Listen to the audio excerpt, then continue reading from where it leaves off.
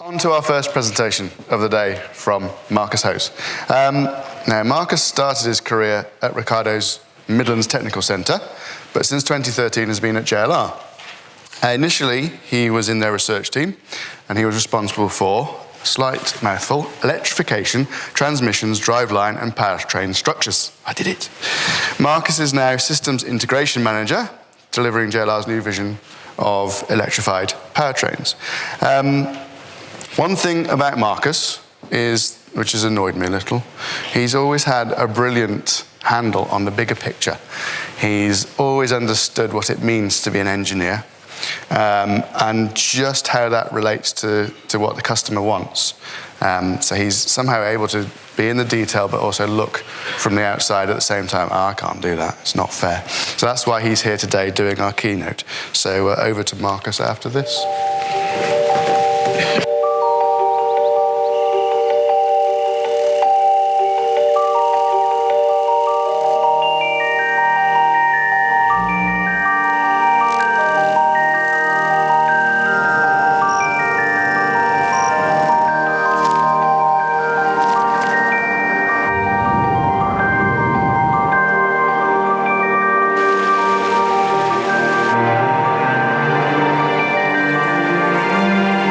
To go anywhere and everywhere.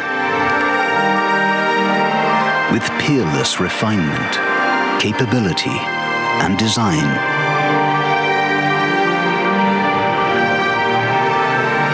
For nearly 50 years, this has been Range Rover. And the ultimate luxury SUV is now also available as the ultimate plug-in hybrid. Attraction is only natural. New Range Rover, now also available as plug-in hybrid.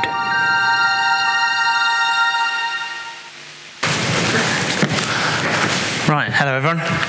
So, yeah, a bit of a video to start with. By the way, that vehicle, not that exact vehicle, but the same PHEV is outside, so if you want to have a snoop around, if you want to have a look inside, come see me, I've got the keys. I was fortunate enough to drive down it today, and it is a bit of a breath of fresh air, both the very refined electric driving, but also 400 horsepower, so it's still quite a credible vehicle. So I was asked a bit of an easy question to answer, I guess. Can optimisation support the challenges of modern engineering? I could just say yes, and we could get back to the pastries. But I thought I'd have a slightly better go at it. And to do that, I think we need to sort of decompose it a little bit first. So first of all, I asked myself, well, what's the why? What's the why behind that? What's the why before the need for engineering-led optimization? And I think it's several things. First of all, before I get too much into detail, it's an obvious thing for me, but I think it's Martin and I had a bit, and Oliver and myself had a bit of a chat about this before, so it's worth clarifying. And it's a philosophical approach. It's not by accident I've said engineering-led optimization. I feel quite passionately that, as the guys just mentioned, an optimizer is just a clever bit of ones and noughts at the end of the day. And it is hugely sophisticated, so not taking anything away with what they've done. But if engineers aren't driving it, then it's pointless. Or put it even another way, if engineers don't drive it, then we're all redundant. Because ultimately, if they've made the computer that good and the software that good, then we've got to the point where we're actually not needed anymore. And I think we're, thankfully, I think we're quite a way away from that. The other element, which is kind of important as well, we're all professional engineers, and as such, we're sort of duty-bound to deliver what's right. And what right is for a variety of people, the companies we work for, society, and also we're accountable as professional engineers, not the computer.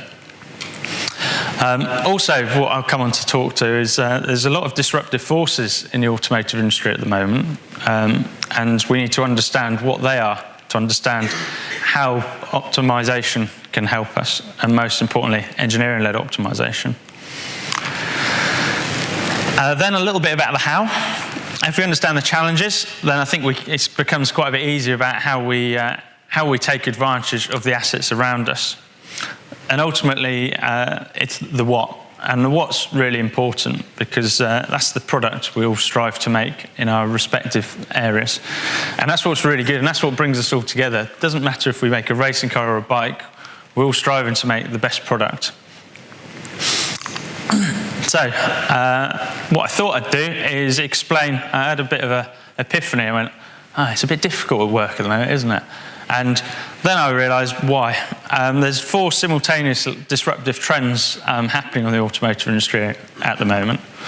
And the key pillars of that is electrification, there's autonomy, connectivity, and consumer ownership models.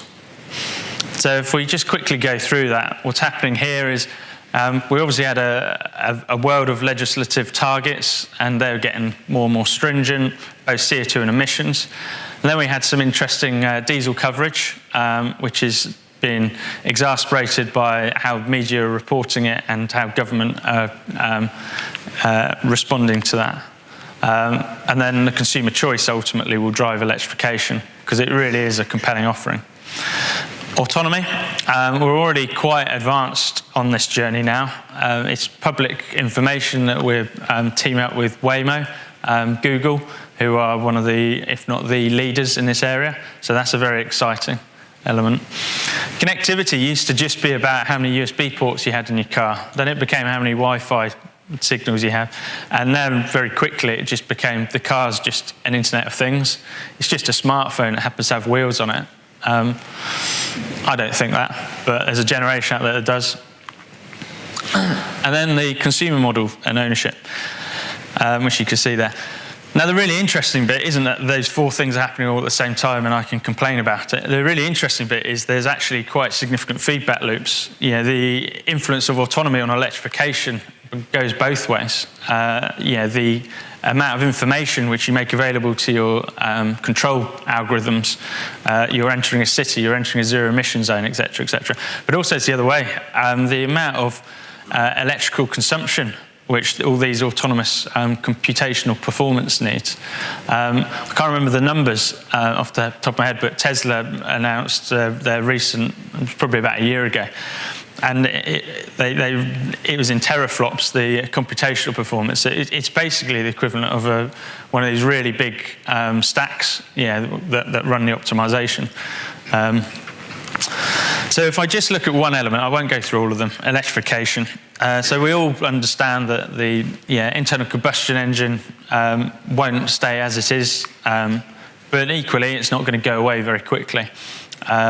And electric vehicles will obviously ultimately displace it, so that's fine. PHEV, like I drove today, is an excellent interim proposition. And by the way, if anyone does have 80 grand spare, I'm duty bound to say that it's a really good buy. ACEs, which is the buzzword which we're sort of referring to, which are the pillars I just talked you through, is going to be in that mix.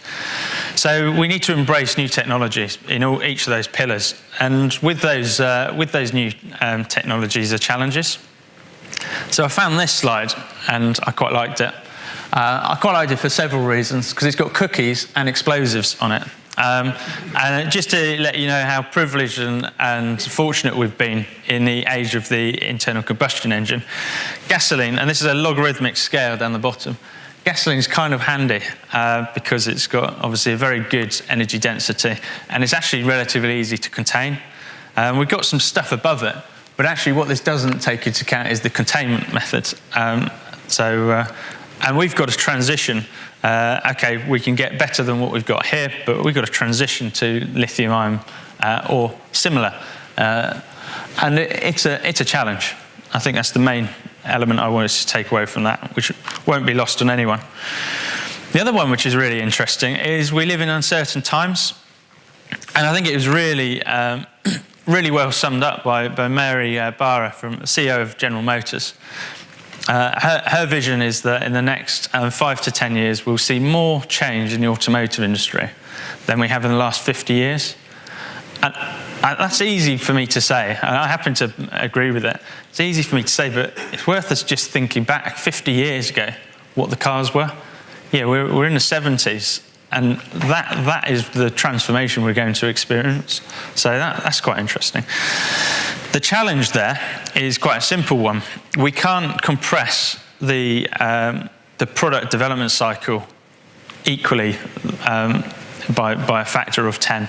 We've got it down. We're class leading, amongst our competitors. About 4 years is probably about as fast as you can do it. And what that kind of means is that's the equivalent to 20 or 40 years of change in one cycle. And I thought these pictures summed it up reasonably well. We got the XJ220 and the CX75. Pertinent because obviously the environment we're in today, they were key stakeholders in making us realise that concept. 26 years between those cars, and I won't go into the details because I probably won't bore you because it's quite interesting, but we haven't got enough time. But that's the sort of steps we're talking about, each big design change we take.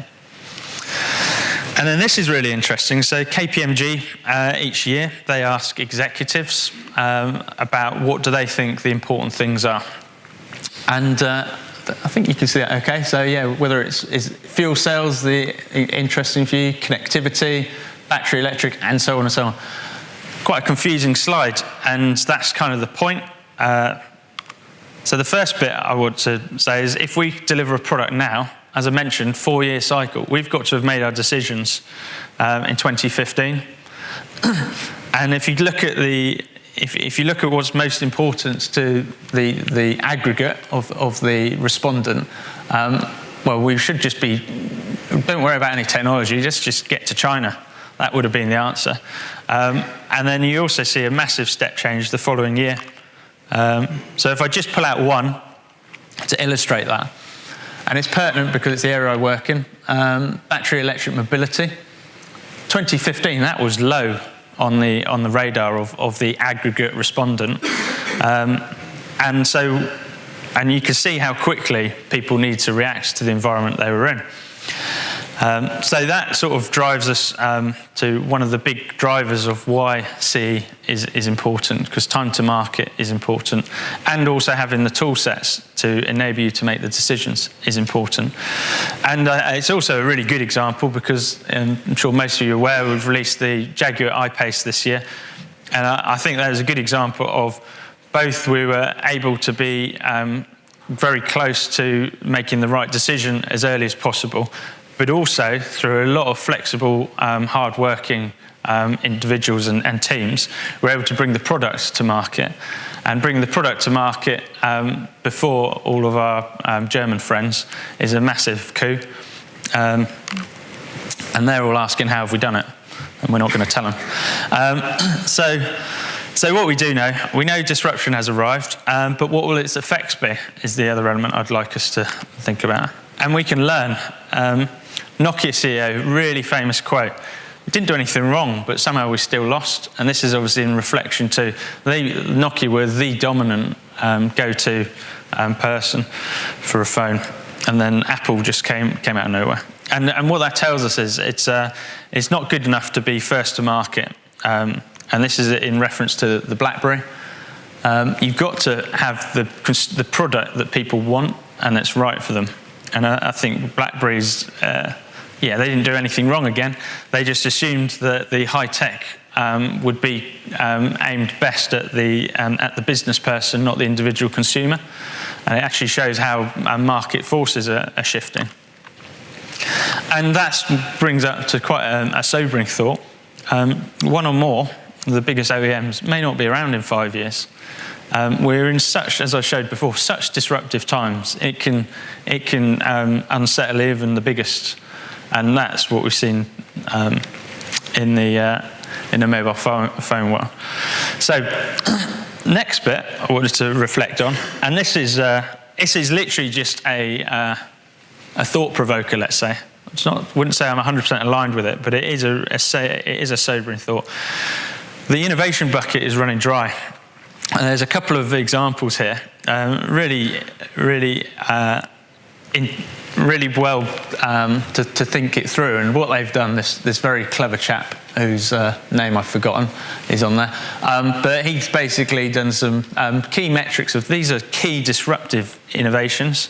So this is, this isn't sort of the small fry of a battery electric vehicle. This will be the invention of electricity, or shouldn't say the invention, but the harnessing of electricity, things like that. And there's obviously blips when wars come, which is standard, but the real thing to take away is that we're well on the decline. There isn't, we're not going to reinvent Wi-Fi and make it infinitely better. We'll improve it. We're not going to reinvent electricity. We'll improve it. So we're very much in that improving zone. And there's some statistics there which are interesting. And to back that up a little bit, because I needed a bit of convincing myself when I came across that, TRIZ, I think most people are aware of TRIZ. TRIZ is a Soviet, I think he was a patent attorney, and he became fascinated by the trends he saw in the patents that came through. And he was interested to see if there would be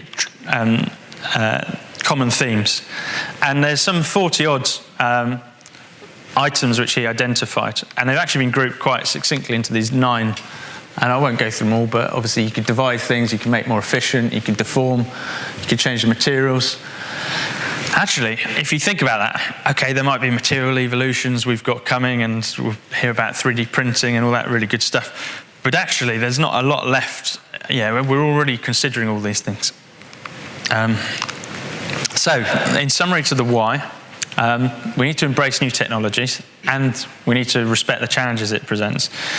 We need to also be very aware we live in uncertain times, so response to that is critical with accurate data. Disruption has arrived, but I don't think anyone really knows the effect of it yet.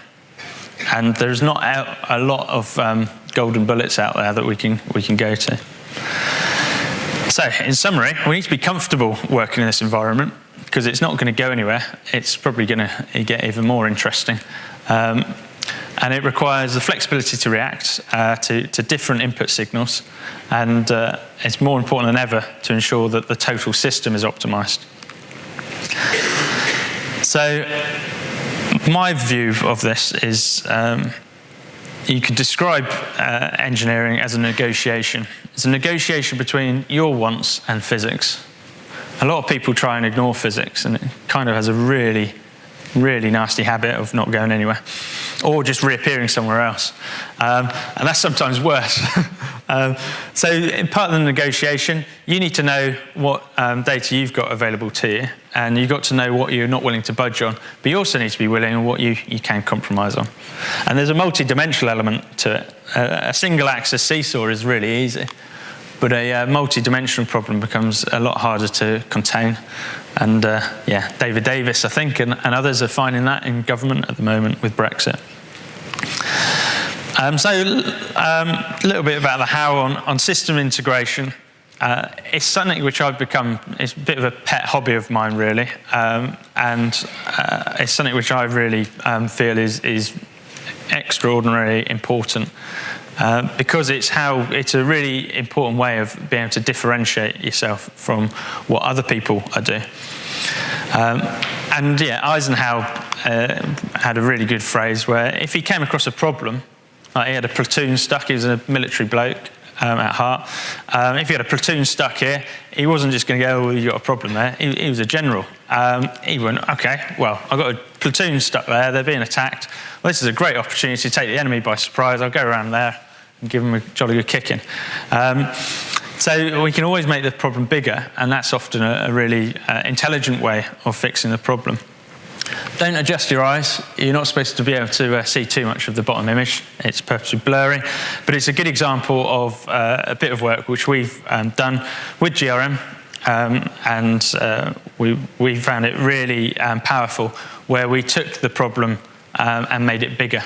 And we were able to bring in lots of different inputs from lots of different sources, which was the big challenge. And then we allowed the optimizer to consume all of those sources and come up with a multi-parametered solution. And that's really comes back to the answering the question, what do I want from future CE tools? And to answer that, I've got a classic System V. If people aren't familiar with the System V, fundamentally, the very high level is what the consumer wants, and you need to describe that in an articulate way, which can be cascaded down. You design all your components to meet those, and then you come back up, bring the system together. And at each time, you need to verify that the bit has delivered what it's supposed to do. And in a component terminology, you could just see the bottom as the simple shafts. Then you've got a subsystem, so that might be an electric drive unit. You then put an electric drive unit in a subframe, and then you bring the whole vehicle together. Fundamentally, what I think is critically important is to move your optimization and CE tool sets from down here. There's a load of different ways we can optimize a shaft, and loads of different packages we could do that with. And that doesn't really differentiate you from anyone. But what does is if you can come to here and actually make sure that you've delivered every, and there is a lot to consider with a subframe, every parameter that is optimized, and you've got a balanced set. And that does differentiate you, because that will be unique, because everyone's vehicles will have different compliance elements. They will have different success factors, because they'll have different responses to your subframe. And that's excellent from a vehicle manufacturer, because it means that we managed to design a Jaguar, not just a car. And there is a difference. And the other thing which is really good is, as the toolset provider, if you can provide the flexibility to provide that, then again, that's really value add. So in summary, what do I want? Evolution tells us that flexibility and ease of adaptation is key to survival. And I think that's never more present than now. The ability to find solutions from multiple attributes, as I just mentioned. Manage the whole problem, not part of it. There's no point in doing some optimization and then you just change all the parameters, because you just moved away from your optimum. And I feel, as I mentioned before, passionately, it's led by engineers, not computers. And I think motorsport, mentioned before, is a really elegant way of looking at this. Because there's a real link, between evolution and racing, and it brings a lot of people together. It's a team at the end of the day.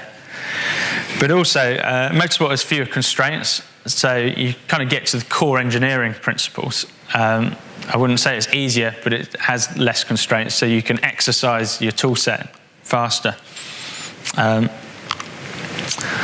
And good example, and you'll see the Formula E car here today. A lovely bit of work which we did, used the optimization tool sets to, again, look at a system level approach, not a component level approach, optimizing several things simultaneously. We've got the housing, the gear train, and and all the bulkheads and the load structure. And that's really good, and it really took the game on considerable amount from where we were.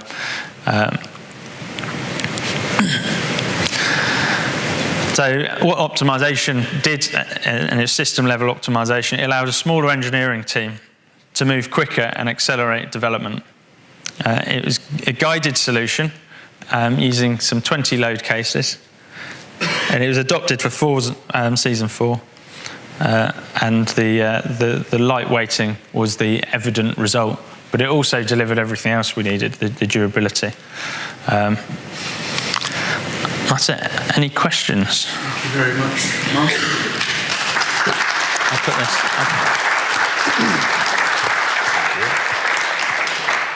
Any questions out there for Markus? Anybody? From what you've just seen? Okay, no one? Okay. I want to know how far away we are from this. You've talked about component, subsystem, up to whole vehicle. Total vehicle. Yeah, so when we've got a ride and handling and a comfort, it's smooth and it crashes, how far away are we? So I think there's a few elements. I think the crash one's interesting, and I think you've got to understand how much you want to bite off in one go. I think we can get to, let's say, a simplified bit, which is non-crash, actually quite quickly, because if we're already at the point where we look at the subframe level, there's a subframe at the back, it's kind of a subframe at the front. They both generate noise, and they're kind of held together as, in powertrain we like to call it the hanger, but body like to call it body. And they're held together by the two bits. As you know yourself, you're very active in looking at body. Yeah. So we're doing all those three things already. Yeah. So actually, I don't think it's a leap of transformation there. I think running a crash worthiness cycle in there is obviously intensive. And so you probably need to do some iterations first to make sure you get your primary structure where you want it in the simple loading and MVH area, and then crash it. But I don't think it's beyond the wit of our computational. Is it years away, or is it? I think we could do it in 5 years easily. Yeah. Challenge accepted. You mentioned noise. Just a quick question on that. How's that changing, going from ICEs to electric? It's radical. It's completely step change. And it's not just, to be fair, the silent powertrain, but also the quality of the MVH of the products. It's a bit of an odd thing. You get out of a 5-year-old Range Rover and you go, well, that's silent, can't get any quieter. And then you get into today's one and you go, well, that's silent. Then you go back into the other one and go, oh, it's not silent. There is so much adaptation and improvement just in core MVH and obviously the electric powertrain. It's pretty disruptive, because the engine was a really, really good noise masker. And actually, obviously, we tune them to make nice noises as well. So it basically goes from it being an interesting error state to avoid to, I think, being front and centre. Do you think we'll make electric motors sound nice? It sounds nice. Potentially. I think the problem is, I think you could for a sporty car, because as long as you weren't expecting a V8 sound out of it, I think there's something you can. Motorsport gearboxes, if you like that sort of thing, are nice, but they're not appropriate for a Range Rover. So I think you might be able to get there for that. There was actually a customer who's actually in this room today who actually tried and convince some Gear 1 was a good idea at some point for an electric propelled vehicle, and they sort of bought into it. It was when I was a consultant. So yeah, I think we won't be able to make the core product needs to be silent and refined, but I think the exciting products, there's room there. Okay, thank you very much, Markus. A round of applause for Markus. And a little something for you. Thank you very much for all your hard work.